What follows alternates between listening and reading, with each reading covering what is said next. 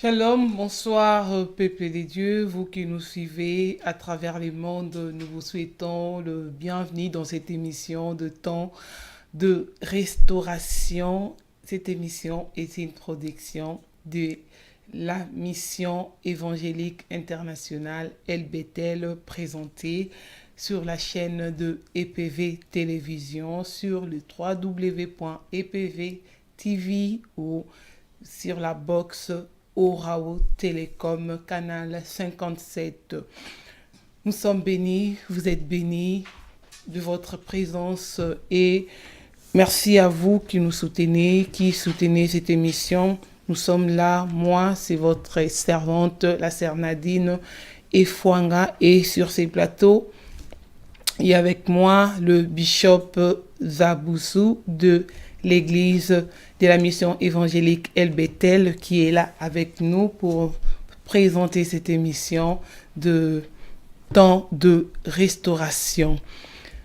Nous allons d'abord saluer notre invité. Bonsoir, papa. Bonsoir, maman Nadine. Nous sommes dans la joie de faire cette émission avec vous. Merci beaucoup. Autant que moi aussi. D'accord. Ok, sans plus tarder, nous allons commencer notre émission. La fois dernière, nous avons parlé dans l'émission précédente de rapports à l'Église, des rapports dans l'Église. Et aujourd'hui, nous allons continuer par les sous-thèmes que nous avons commencé, le rapport entre le serviteur des dieux, entre pasteurs, entre bishops, entre apôtres, entre évangélistes, docteurs, les rapports dans l'Église.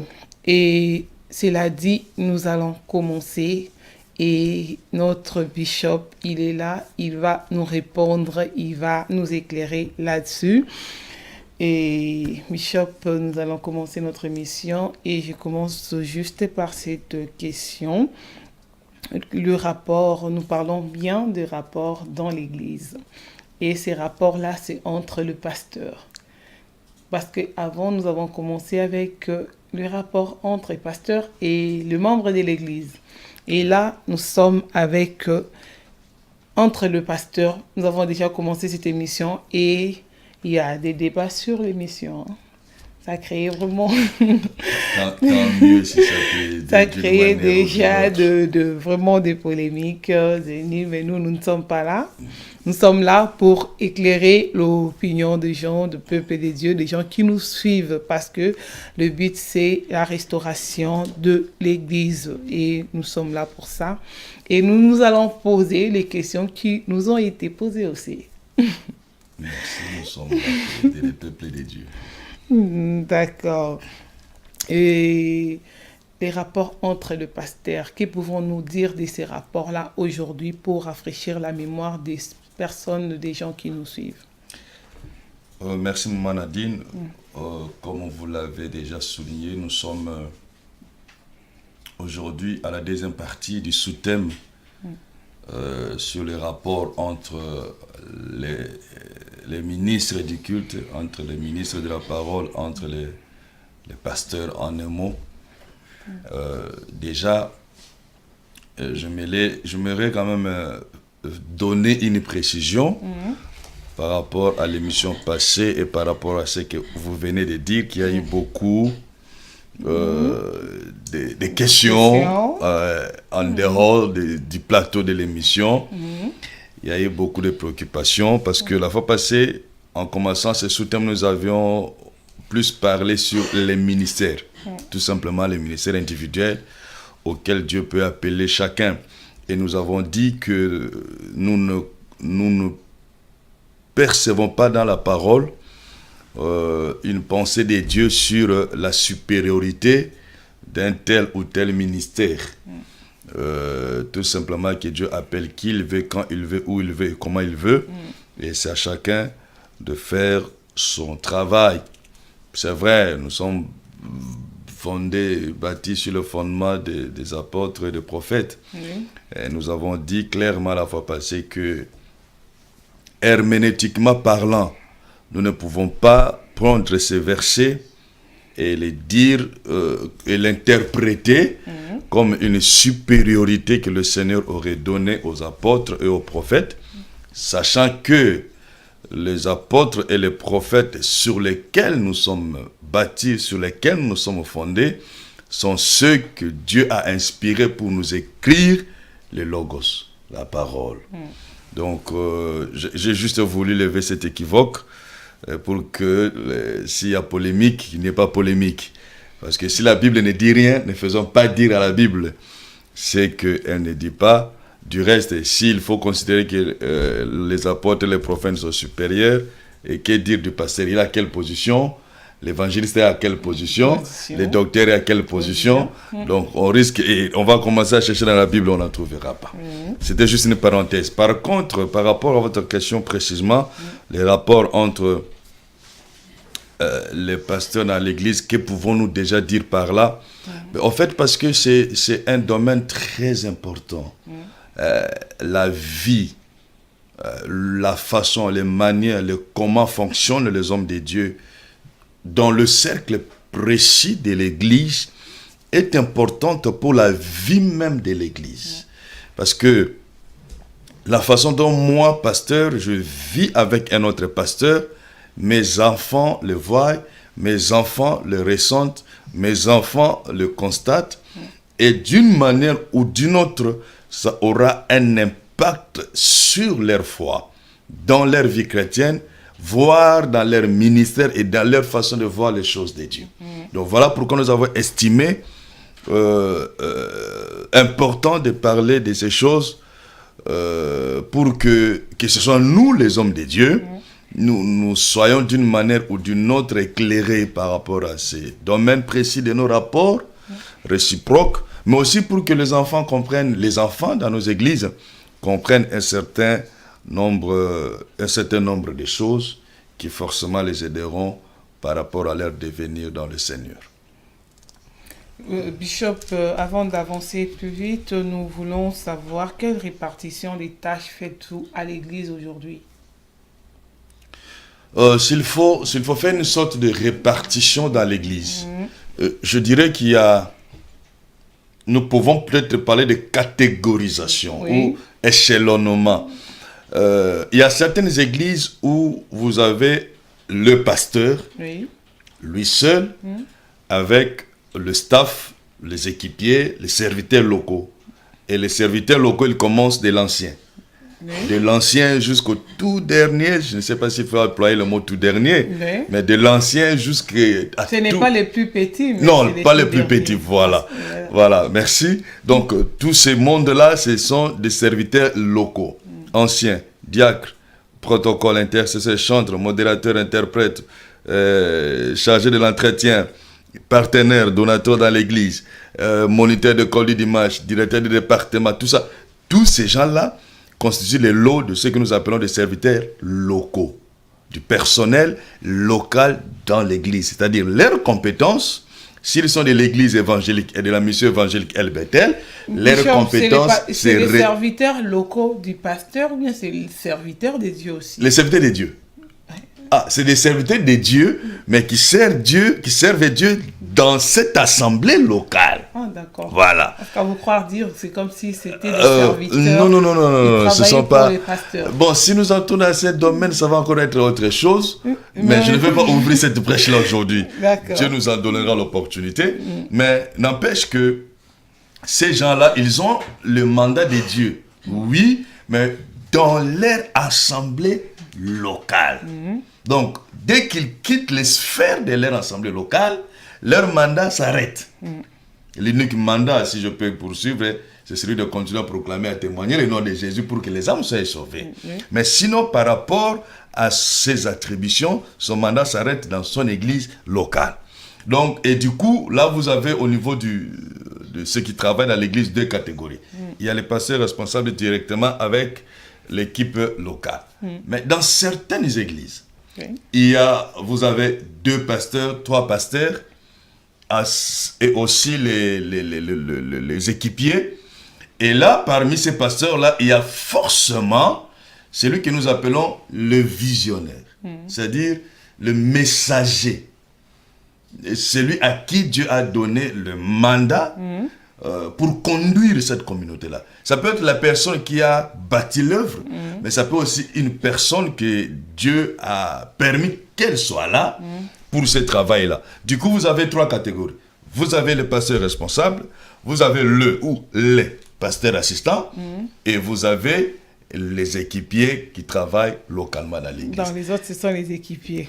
J'ai insisté sur le fait que leur mandat se limite dans l'église, dans l'assemblée locale ou dans l'église locale, parce que le mandat du pasteur, qu'il soit pasteur titulaire ou pasteur assistant, son mandat est universel. Partout où il va, il demeure et il reste pasteur.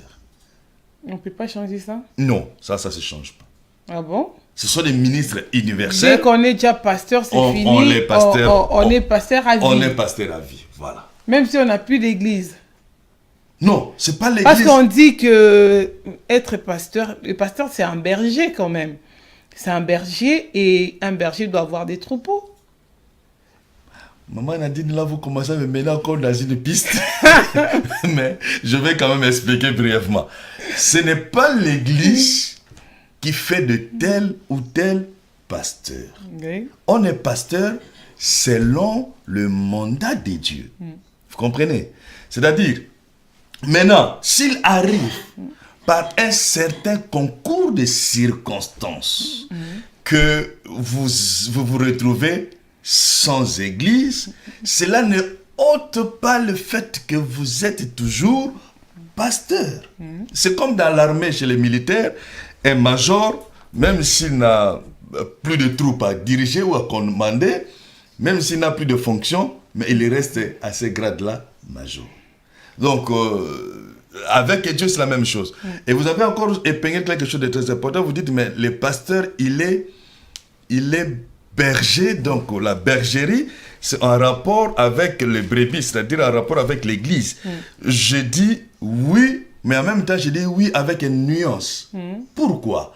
Parce que tous les 5 ministères sont des bergers.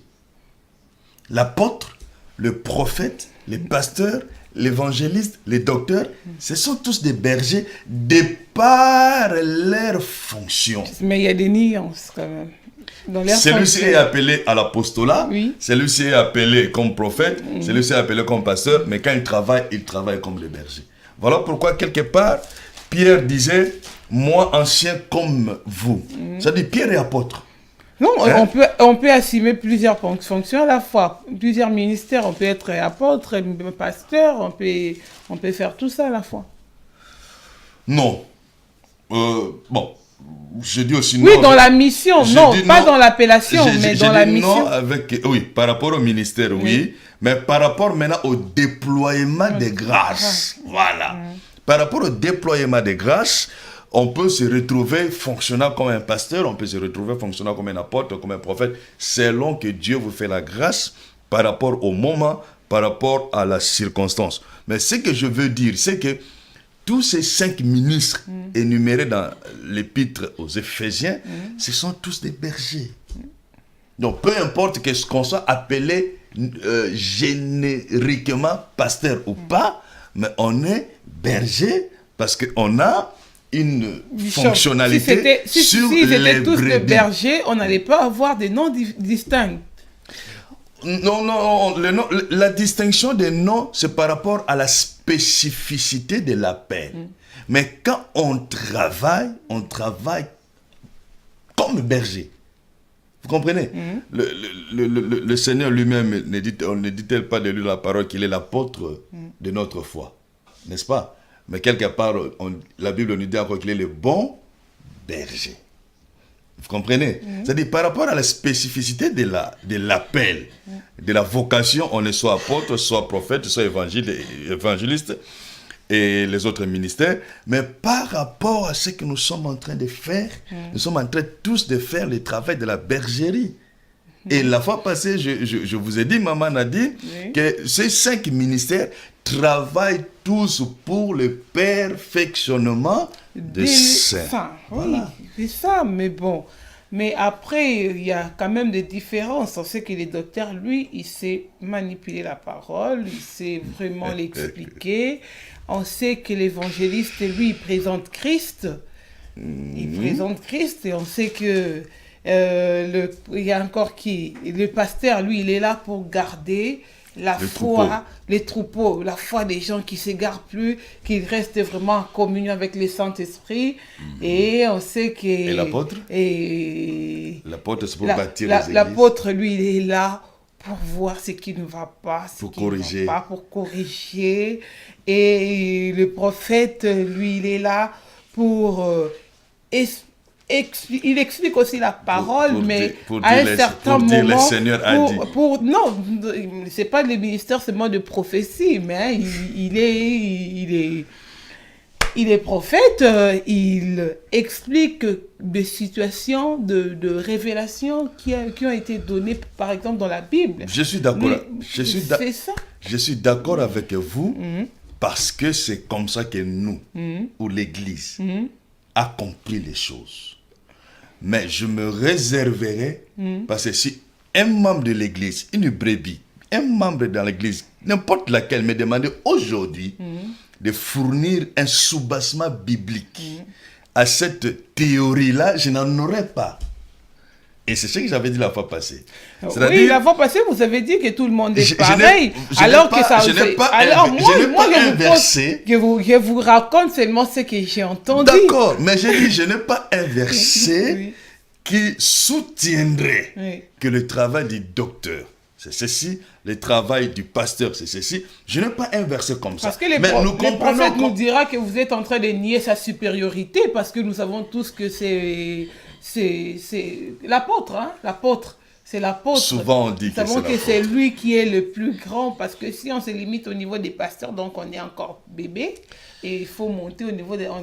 nous savons, même si vous ne voulez pas nous dire cela en clair, mais nous savons que l'apôtre, il est au-dessus. Bon, j'ai dit, c'est comme ça que nous comprenons, ok? Notre église de cette époque, c'est comme ça que nous comprenons que l'apôtre est supérieur, et puis vient... Et vous verrez que les autres, s'il faut aller un peu plus loin, n'acceptent pas cette volonté de supériorité de l'apôtre. Parce que les docteurs, j'ai déjà entendu des théories qui disent l'apôtre... Mais ils se soumettent quand même, parce que... l'apôtre, c'est lui le ministre du temps de la fin. Regardez, quand il y a, par exemple, l'ordination, quand il y a l'ordination, on fait appel à l'apôtre, parce qu'on s'est dit que c'est l'apôtre qui doit nous imposer quand même le mal, il doit nous transmettre les grâces, leur expérience, c'est ça.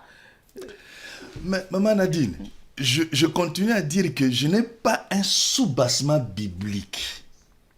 Le verset qui dit « Nous sommes fondés sur le fondement des apôtres et des prophètes, Christ lui-même étant la pierre angulaire », ce verset-là, interprété dans sa profondeur, ne dit pas que l'apôtre et les prophètes ont le ministère supérieur par rapport aux autres. L'herméneutique de ces versets-là, c'est de dire que si nous avons aujourd'hui reçu les écrits, c'est par rapport au travail des prophètes et des apôtres. Vous comprenez? C'est par rapport à leur travail auquel Dieu leur a fait grâce de recevoir ces inspirations et de le mettre par écrit. Mais après, il n'y a pas un verset, il n'y a pas une vérité qui tendrait à donner à l'apôtre, au prophète ou à tel autre ministère une supériorité par rapport aux autres. C'est nous qui voulons que les choses soient ainsi. Mais ça n'a pas de soubassement biblique. Nous faisons tous le travail de perfectionner le saint. Et c'est justement ce travail-là qui est en rapport avec les bergers. Dieu, dans sa souveraineté, a voulu que tel soit apôtre, tel soit pasteur, tel soit tel ministre. C'est dans sa souveraineté. Et il en a les raisons. Nous pouvons aujourd'hui divaguer, nous pouvons aujourd'hui chercher à spéculer. Il n'y a que Dieu qui en a le secret. Il n'y a que Dieu qui en a le secret. Je vais vous donner mon propre témoignage. Maman Nadine, si vous me le permettez. Oui, allez-y. J'ai été ordonné pasteur. Oui. Et plus d'une fois, pour ne pas dire plus d'une dizaine de fois, soit qu'on m'appelle apôtre. Et la personne vous dit, tel que je vous vois, tel que je vous entends, vous êtes apôtre. Ok? Il y en a qui disent, non, en tout cas, vous êtes un docteur. Mais que je ne me sois pas appelé apôtre, ou que je ne me sois, disons, que je me sois appelé apôtre ou pas, que je me sois fait appeler docteur ou pas, mais dans ma position de berger, ça n'a pas entravé le travail que je suis appelé à faire.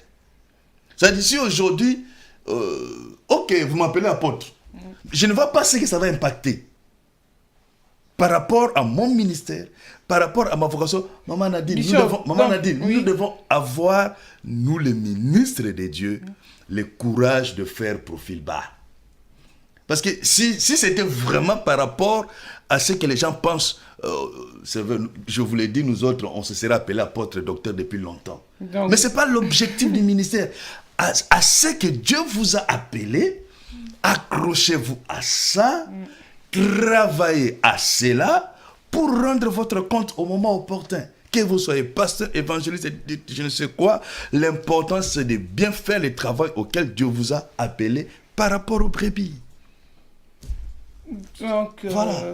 Bishop Zaboussou, vous nous dites que un jour, on n'entendra pas qu'il y a ordination de Bishop Michel. Là, il devient archi-apôtre et il devient apôtre par excellence. Si vous entendez un jour les bishops devenir apôtre ou docteur, laissez-moi vous dire, c'est que le ciel s'est ouvert et j'ai entendu la voix de Dieu.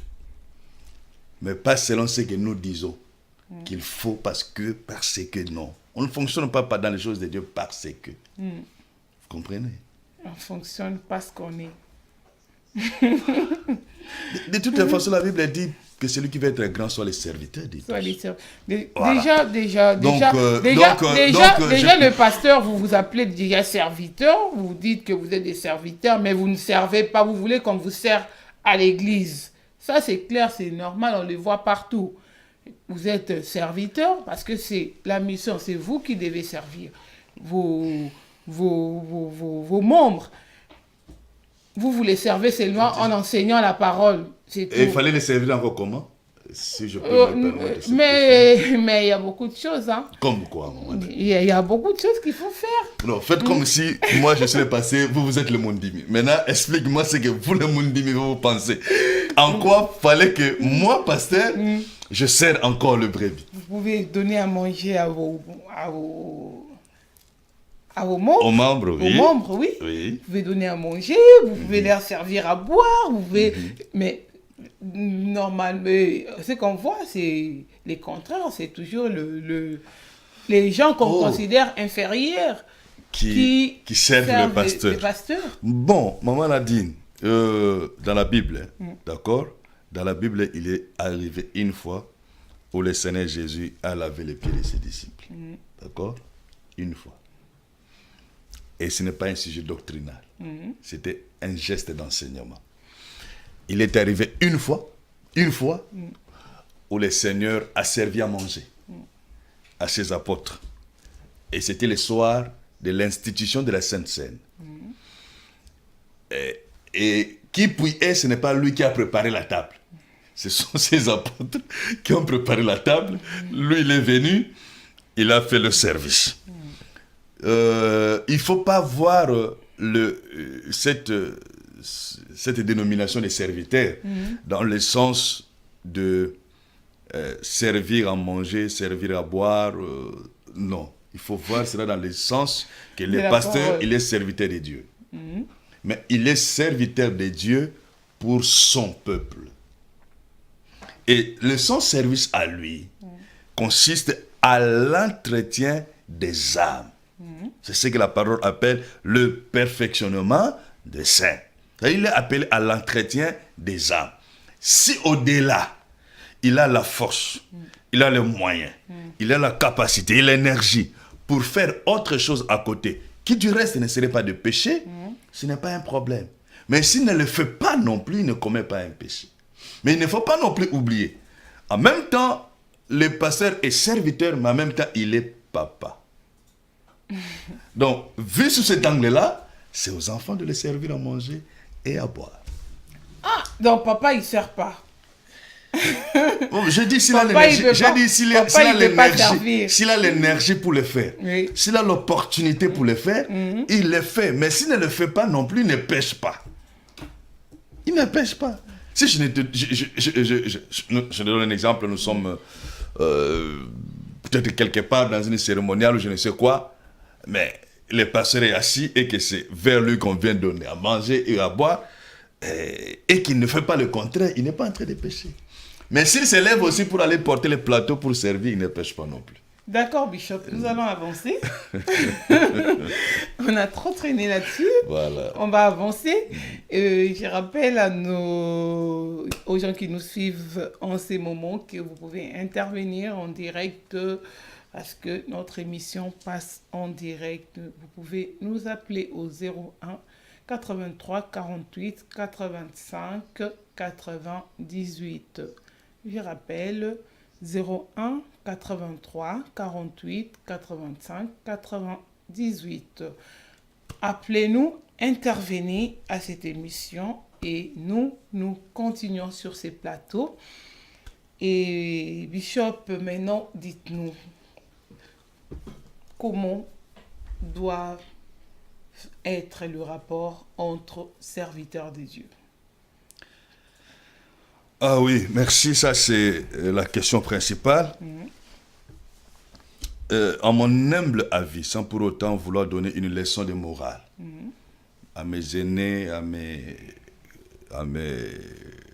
amis et à nos cadets, je dirais tout simplement que ça doit être un rapport d'amour, d'abord, d'humilité, mais aussi et surtout, parce que c'est ça qui fait souvent défaut, de reconnaissance réciproque. D'amour, d'humilité et de reconnaissance réciproque. Pourquoi? Parce que c'est peut-être un mot qui ne cadre pas avec la chrétienté d'aujourd'hui. Mais je peux donner l'image des hommes de Dieu, des pasteurs, comme des hommes et des femmes évoluant dans une même confrérie. N'est-ce pas? Le mot tend à être plus de l'autre côté. Mais je l'emploie pour essayer d'expliquer que les hommes de Dieu, les femmes de Dieu sont comme dans une même et seule communauté. Et ils portent tous un même et seul étendard. Celui de la bonne nouvelle de la croix. Et ils sont appelés par un seul et même Seigneur, Jésus-Christ. Donc, puisque luttant, combattant dans une même armée pour un même objectif, bien qu'il y ait la diversité, donc je pense vraiment que l'amour, l'humilité et la reconnaissance réciproque devraient caractériser le rapport entre les pasteurs. Que ce soit, si vous me le permettez, le rapport entre les pasteurs dans une même église, que ce soit les rapports entre les pasteurs des différentes églises. Je pense que ces trois éléments, ces trois facteurs peuvent être un fondement solide pour faire quelque chose de bien en ce qui concerne les rapports entre nous les pasteurs. Nous avons bien compris, vous avez parlé de l'amour, de l'humilité et des reconnaissances. Ça, c'est ce que devaient être ces rapports. Mais c'est comme ça, maman Nadine. Ça devait être comme ça. Bon, à mon entendement, c'est comme ça. À mon entendement, non, ça devait, on dit, j'ai bien dit, ça devait être comme ça. L'amour, l'humilité et la reconnaissance réciproque. Oui. Ça devait être normalement comme ça. Quand je dis ça devait être comme ça, c'est une façon de parler. Moi, je suppose, avec la maturité que nous, les hommes de Dieu, nous avons, c'est comme ça que nous fonctionnons. Non, c'est pas ça. Hein. Vous n'allez pas affirmer sur ces plateaux c'est qu'on ne voit pas. Parce que on parle quand même aux gens qui connaissent beaucoup de choses, aux personnes qui côtoient les églises, aux personnes qui ont abandonné d'abord les églises parce qu'il y a eu tel problème. Entre les pasteurs. Entre les pasteurs, pas nécessairement, mais aussi comme il est question de rapport entre les pasteurs. On peut dire ça. Il y a eu des gens même qui ont quitté l'église aujourd'hui à cause de pasteurs. Il y a des complots qui se forment au sein même d'une même communauté. Entre le pasteur responsable et son adjoint, par exemple. Entre le pasteur et les anciens. Mais je suis d'accord avec vous, Maman Nadine. Il faut que l'Église, d'une manière générale, mais les hommes de Dieu, les femmes de Dieu, que nous arrivions à comprendre que l'œuvre que nous faisons ne nous appartient pas. C'est l'œuvre de Jésus et il en est mort pour ça, quand même, hein, à ce point-là. Il est mort pour ce travail que nous sommes en train de faire. Et si nous sommes aujourd'hui appelés pasteurs, apôtres, évangélistes, docteurs, prophètes, c'est une grâce que le Seigneur nous a faite. Parce que Dieu pouvait prendre d'autres personnes. Et Dieu n'en manque pas des hommes et des femmes capables de le faire. D'ailleurs, nous en avons l'expérience dans nos églises. Vous voyez peut-être tel frère, vous voyez telle sœur, au fond de votre cœur, vous vous rendez compte qu'il est capable. Il a beaucoup d'acquis, il a beaucoup de potentiel. Mais ce n'est pas lui que Dieu a élevé en tant que pasteur. Donc, je pense que rien que vu sous cet angle-là, Jésus, l'œuvre lui appartient, il est mort pour ce travail, et que le fait que nous soyons appelés ministres du culte est juste une grâce que Dieu nous a faite, devait nous rendre plus petits, vraiment plus petits, et plus conciliants par rapport à nos divergences. Et ça, c'est très important. En tant qu'humain, je reconnais que les divergences ne peuvent pas manquer. Mais la Bible même dit que celui qui en exaspère, c'est à lui qu'on devra lier à une corde, et au bout de la corde, on met une pierre et puis jeter dans le fond de l'eau. Donc, il ne faut pas que les divergences deviennent l'objectif ou bien nous prennent plus de temps. Lorsque les divergences arrivent, nous devons être pressés de les liquider conformément à la parole. Tel pasteur avec qui j'ai eu une certaine divergence est mon frère. Tel pasteur femme avec laquelle j'ai eu une divergence, elle reste ma soeur. C'est-à-dire que les divergences doivent toujours être minimisées au profit de la grandeur et de la splendeur du travail auquel le Seigneur nous a appelés. Travailler sur une personne, il n'y a pas de travail plus noble que ça. Il ne faut pas que nous salissions, nous, cette grâce que Dieu nous a faite pour des petites raisons. Parce que 10 héros étaient ici, c'est parti là-bas. Parce que j'avais voulu que tel fasse ceci.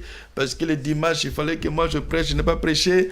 Parce que le dimanche, il a prêché, il a dit ceci. Donc, parce que je suis parti dans son église, il ne m'a pas présenté comme il fallait. Non, toutes ces choses-là, ce n'est pas ça qui va nous mener au ciel. Ce qui va nous mener au ciel, c'est notre fidélité, notre intégrité envers le Seigneur. Et ce qui nous fera porter une grande couronne, c'est le rendement, les rapports que nous, les pasteurs, nous aurons donné au Seigneur par rapport au travail qu'il aura donné à chacun de faire. Et ça, c'est le plus important. D'accord, Bishop. Si nous assistons à des scènes telles que les églises, les gens se divisent à l'église, il y a une communauté qui s'éclate aujourd'hui et il y a des églises qui en sortent. Et il y a un collaborateur qui estime qu'il doit partir. D'autres, ils sont clairs, hein? Ils disent non, moi, en tout cas, j'ai mon appel, je ne peux pas œuvrer au sein de l'église avec vous en dessous. Je dois quand même être titulaire, je dois aussi avoir mon église. En tout cas, Dieu m'a dit vraiment que je dois partir parce que moi, je pense que j'ai une autre mission. Ce que vous faites, moi, ça ne me concerne pas. Donc, moi, je vais faire ce que Dieu m'a dit. Et il y a aujourd'hui des églises qui naissent du jour au lendemain.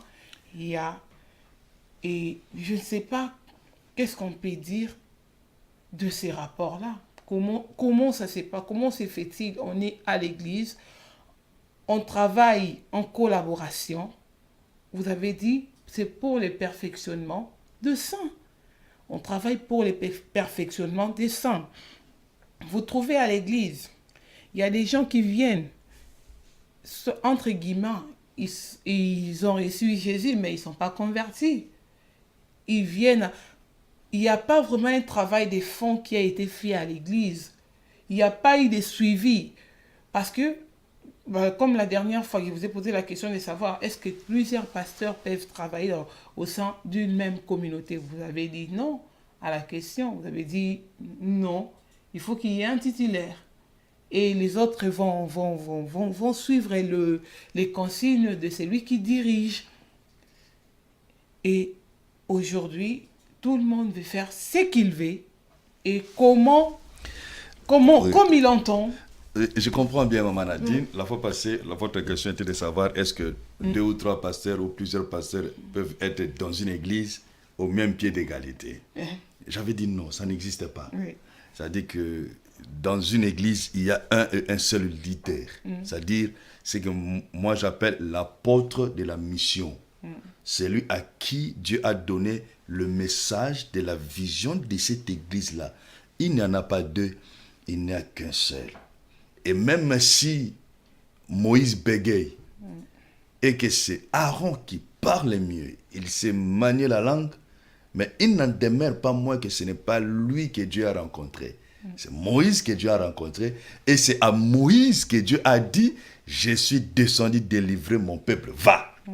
Donc, il faut que nous arrivions dans l'église à comprendre que on peut avoir tous été appelés au ministère d'autorité, au ministère universel, au ministère pastoral, mais il y a des degrés de responsabilité. Je peux être dans l'église, pasteur assistant, au pied d'un autre pasteur. Ce n'est pas de l'abaissement, ce n'est pas de l'humiliation. Mais Bishop, disons-le avec des mots clairs, quelqu'un qui a été ordonné, il a reçu de l'huile sur lui, et l'huile va travailler. Je veux y arriver, Maman. Je vais y arriver. Maintenant, quand je travaille au pied de quelqu'un, je suis pasteur, il est pasteur. Je travaille à ses pieds, ce n'est pas de l'humiliation, ce n'est pas de l'abaissement, c'est tout simplement la pensée de Dieu par rapport à vous et par rapport à cette communauté-là. Faut-il encore que vous soyez dans la volonté de Dieu, parce que si vous-même déjà le point de départ était suspect, donc là ça complique les données. Mais moi je parle ici à des hommes et des femmes qui savent qu'ils sont vraiment dans la volonté de Dieu. Ce n'est pas de l'abaissement, ce n'est pas de l'humiliation, c'est Dieu qui le veut tout simplement ainsi. Je ne sais pas si un jour Matthieu s'était levé, et je vais arriver maintenant à votre interpellation, Matthieu s'était levé pour dire « moi je sais bien écrire, moi je sais bien lire, d'ailleurs j'étais fonctionnaire au trésor public, donc Pierre tu n'as rien à me dire parce que tu étais un paysan pêcheur ». Je ne sais pas si c'est arrivé.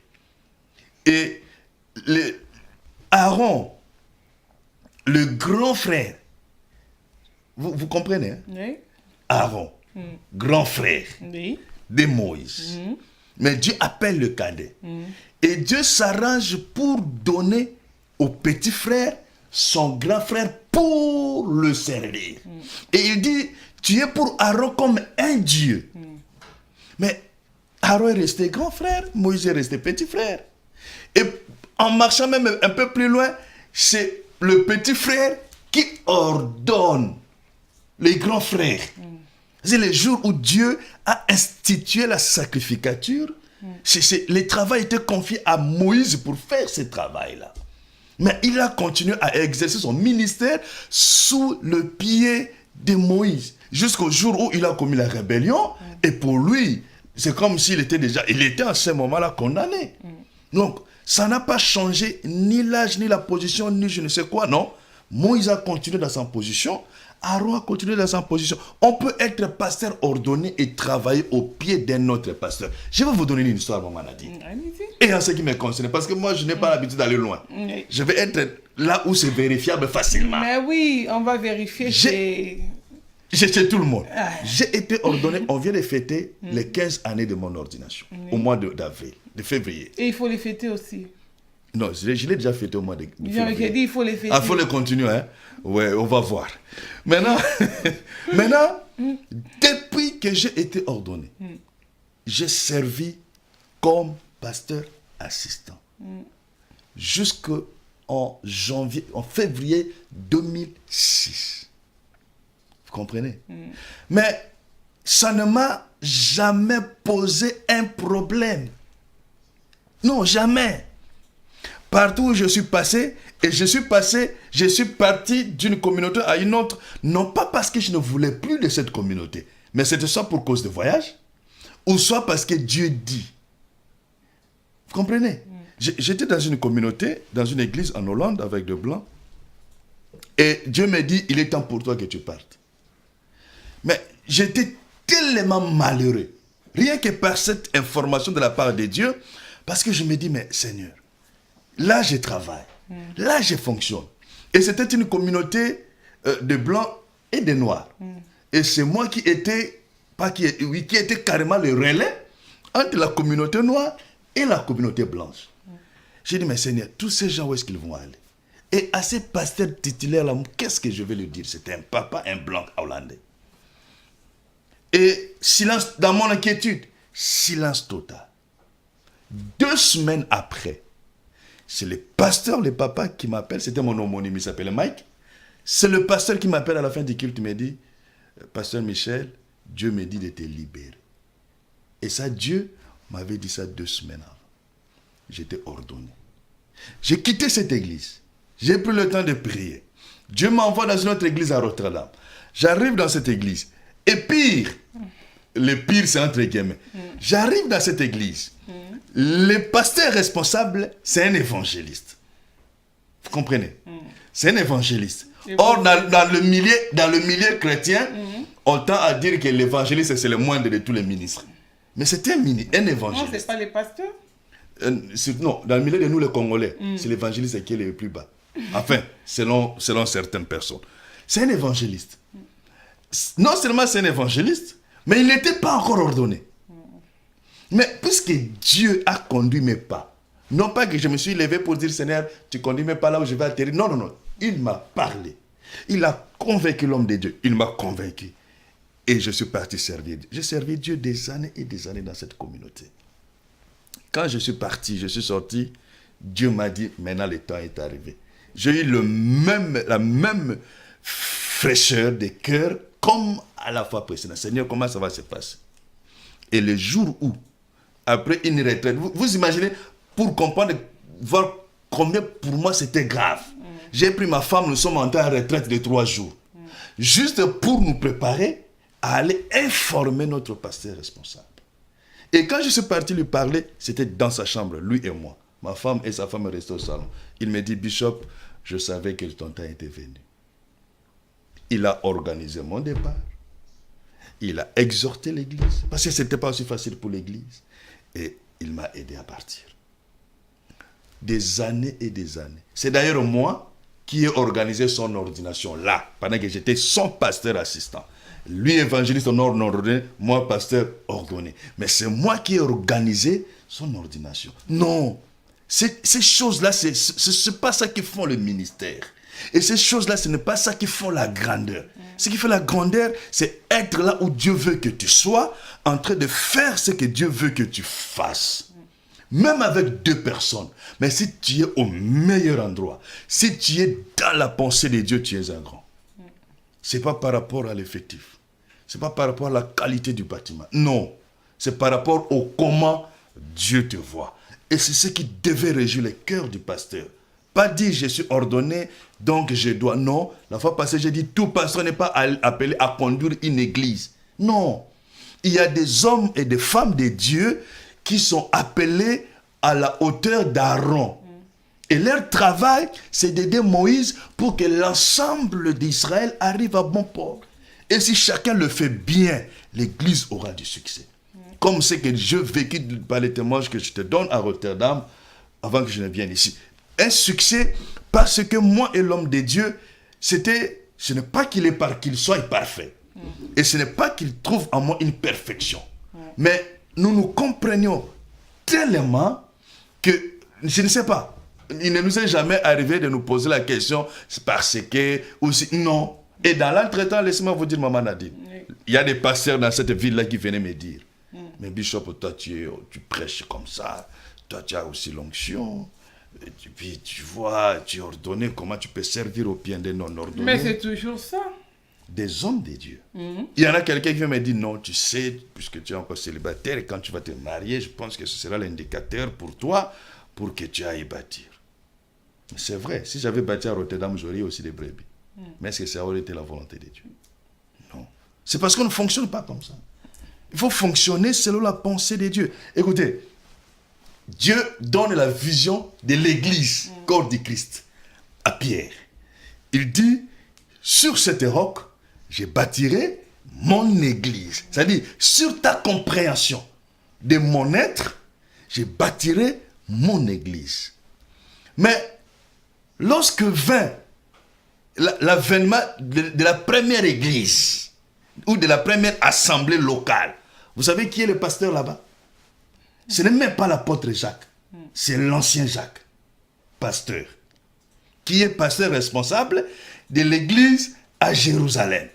C'est-à-dire, comme pour dire, lorsque Pierre allait en mission, lorsque Matthieu allait en mission, lorsque quiconque allait en mission, quand ils retournaient à Jérusalem, ils étaient au garde-à-vous des gens. Et Jacques qui n'était même pas apôtre. Et de Jacques qui n'était même pas apôtre. Est-ce que ça leur a posé un problème?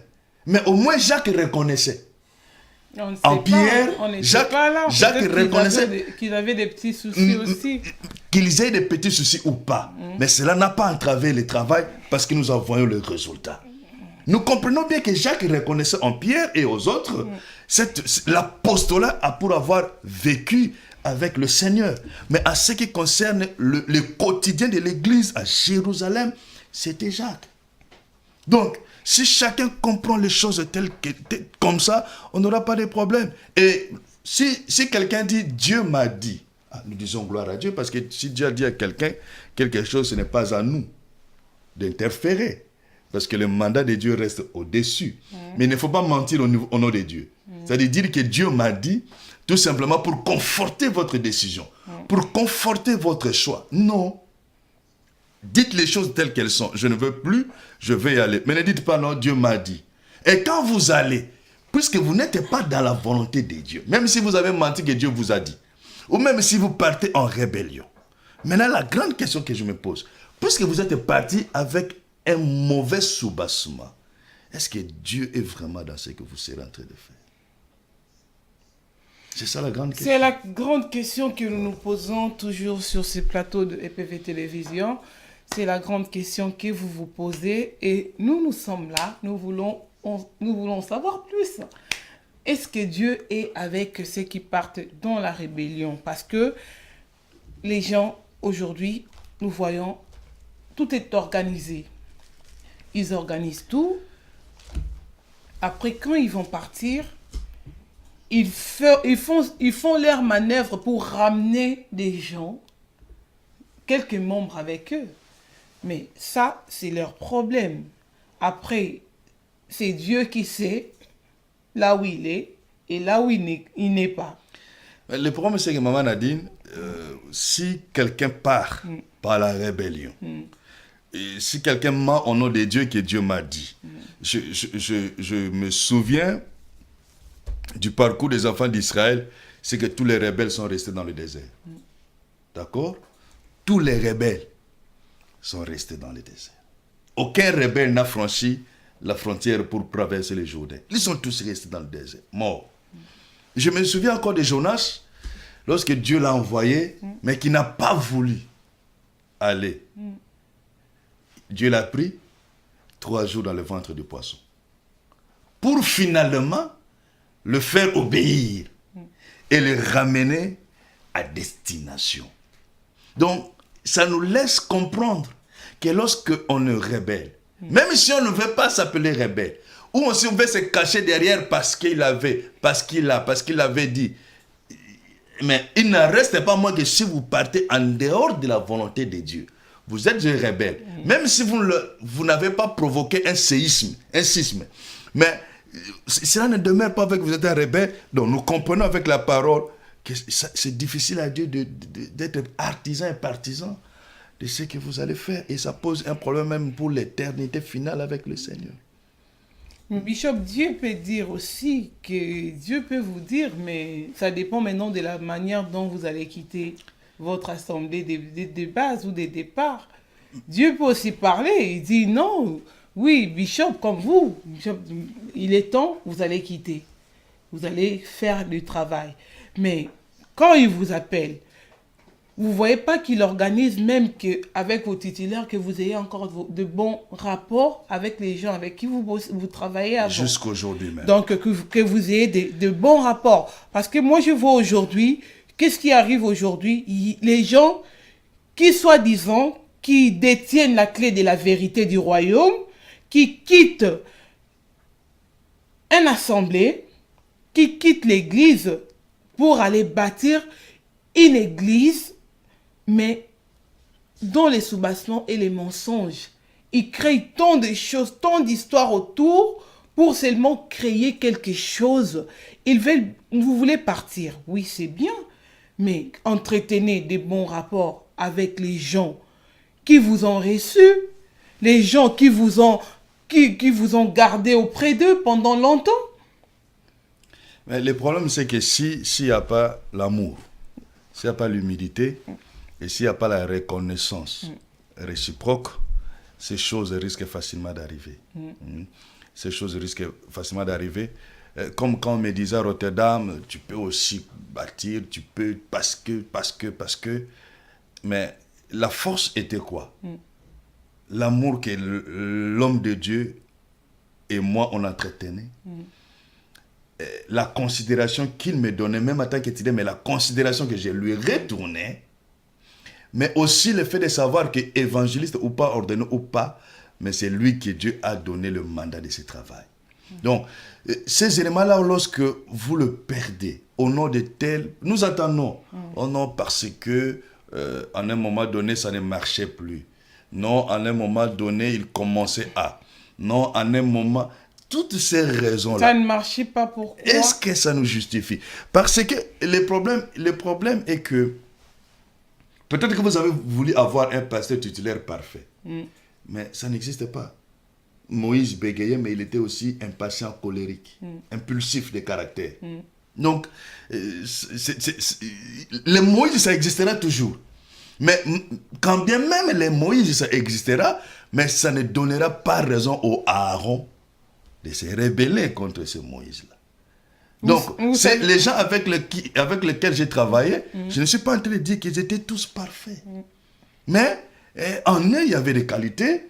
Mais quelque part, je l'ai dit au début de cette série d'émissions que dans l'église, nous sommes une famille. C'est mon frère. Ce pasteur-là, que je sois pasteur ou pas, mais ce pasteur-là, c'est mon frère. C'est ma soeur. Donc, si je le prends ou je la prends comme tel, je ne vois pas dans mon cœur où est-ce que la frustration viendra.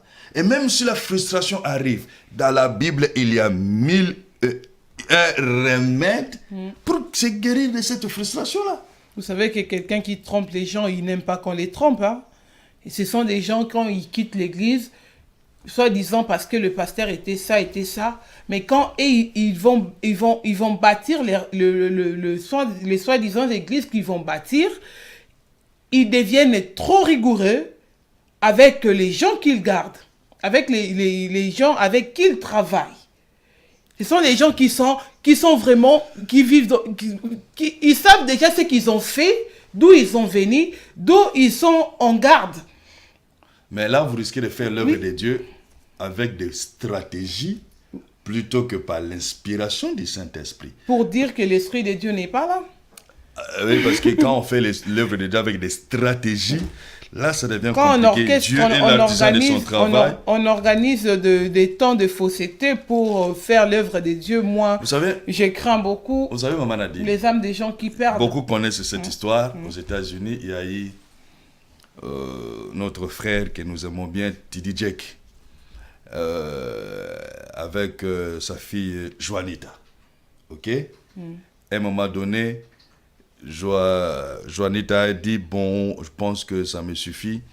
Je prêche bien, j'écris des livres, je suis connu mondialement, j'ai l'onction, les malades guérissent, il y a des délivrances. Je pense que je dois partir. D'accord? Et elle est partie d'une certaine façon. Mais quand elle est partie, ça a fait des mois et des mois et des mois. Le monde entier en a parlé. Un jour, pendant que T.D. Jakes était en pleine prédication, il y a des vidéos. Et par un couloir, elle voit une femme qui vient, et vous voyez l'estrade de T.D. Jakes, la maison du potier. C'est une grande estrade. Et la femme, considérant l'importance de ce qu'elle veut faire par rapport à son erreur, s'agenouille à des dizaines de mètres pour avancer à genoux jusqu'au pied de T.D. Jakes. Juste pour dire, papa, pardonne-moi. Pardonne-moi parce que je mal fait. Et le pasteur l'a relevé. Et puis, la vie a continué. Il a pardonné. Maintenant, la femme évolue puissamment. Elle continue à évoluer puissamment. Est-ce qu'aujourd'hui, on peut avoir des exemples comme ça ou des témoignages comme ça? Des hommes et des femmes qui se rendent compte que non, quelque part, nous avons failli. Peut-être même, comme vous l'avez si bien dit tout à l'heure là, Dieu avait bien dit. Dieu avait bien prévenu. Mais la façon aussi qu'on a procédé pour partir, ça pose aussi un problème. Donc, qu'on ait menti ou qu'on ait mal procédé, ça pose un problème. Est-ce qu'on peut avoir l'humilité de retourner au pied de cet homme de Dieu-là, de retourner pour lui dire, mon frère, tu es mon frère, tu es ma soeur, pardonne-moi. Je veux juste un nouveau départ. Mais pire encore, si Dieu n'avait rien dit et que vous avez commencé quelque chose, ces gens-là ont besoin de l'éternité. Ramenez-la d'où ils viennent. C'est la meilleure solution. Parce que si Dieu n'a rien dit et que vous leur dites que Dieu a dit quelque chose, vous êtes en train de leur préparer la destruction, mais avec une grande porte. Donc ces âmes-là, Jésus est mort pour elles. Mieux vaut les prendre et les ramener là où elles appartiennent. Ce serait la meilleure hypothèse, d'ailleurs, la meilleure solution. Tout est bien, nous avons commencé cette émission et Bishop, nous avons déjà fait 1 heure, hein, nous allons... Ça passe tellement vite qu'on ne s'en rend même pas compte. Et nous voilà à la fin de cette émission. Si vous pouvez nous donner votre conclusion par rapport au thème d'aujourd'hui en nous disant quel intérêt avoir de bons rapports entre le pasteur à l'église. L'intérêt, c'est l'efficacité de l'œuvre. La Bible a dit un royaume divisé contre lui-même ne peut subsister. Si nous sommes chacun dans son petit coin, en train de regarder l'autre avec méfiance, nous sommes en train de nous auto-détruire. Si nous sommes dans notre petit coin, avec des épaules élevées, gonflées, la poitrine gonflée, considérant l'autre comme étant bas, nous sommes en train de nous détruire et de détruire l'œuvre de Dieu. Si j'ai 150, 200 personnes et je considère l'autre petit parce qu'il a 10, 15, nous sommes en train de détruire l'œuvre de Dieu. Si moi j'ai mon réseau, je vis avec mon réseau, les autres là, ça ne m'intéresse pas, ils ne me concernent pas, nous sommes en train de détruire l'œuvre de Dieu. si nous ne voulons pas nous considérer mutuellement et nous élever. La Bible dit rechercher la gloire de l'autre est un honneur. Il y a un verset comme ça dans le livre des Proverbes. Rechercher la gloire de l'autre est un honneur. Si nous cherchons à nous tirer chacun vers le bas pour tel ou tel motif, nous sommes en train de détruire l'œuvre de Dieu. Si nous sommes en train de rechercher qui est le plus grand pour des motifs charnels, nous sommes en train de détruire l'œuvre de Dieu. Tout pasteur est mon frère. Tout pasteur est ma sœur. Nous sommes appelés à vivre dans cette communauté, dans l'amour, dans l'humilité et dans la reconnaissance réciproque. Même celui qui a commencé le ministère il y a 6 mois, ou que celui qui a commencé le ministère il y a 50 ans, nous sommes tous dans le même schéma. Nous sommes tous dans le même schéma. Donc, reconnaissons-nous, il est aîné, il est petit, c'est vrai, mais nous sommes tous dans le même schéma. Il y a une certaine façon de vivre pour que les enfants que nous encadrons dans nos églises voient en nous un exemple, voient en nous un modèle. Parce que comment l'église, en ayant connaissance que je bafoue tel homme de Dieu, je minimise tel homme de Dieu, je rabaisse tel homme de Dieu, je suis en rupture avec tel homme de Dieu, pourra avaler les messages de l'amour et de l'humilité que nous allons leur prêcher. Donc, c'est un effort que nous devons faire pour l'intérêt de l'œuvre de Dieu, pour l'intérêt de nos enfants, mais pour aussi l'intérêt de nos vies éternelles. Ça aussi, c'est très important pour que l'Église retrouve son efficacité dans ces domaines-là. Merci, Bishop. J'espère que les gens qui ont les oreilles, ils ont écouté ce que nous avons dit sur ces plateaux de EPV Télévision. Vraiment, cette émission nous concerne tous. Nous sommes tous de serviteurs, servants de Dieu quelque part. Mais vraiment, ayons de l'amour, ayons de l'humilité et reconnaissons-nous réciproquement. Et la reconnaissance est mutuelle. Vraiment, que Dieu vous bénisse parce que vous avez accepté de suivre cette émission du début à la fin. Et maintenant, nous sommes à la fin de cette partie d'aujourd'hui. Mais notre émission continue. Nous allons continuer sur ces thèmes de rapport dans l'Église. Et prochainement, vous allez connaître les sous-thèmes dont tu seras question. Et merci, Bishop, pour ces moments passés ensemble. C'est moi qui vous remercie, Maman Nadi.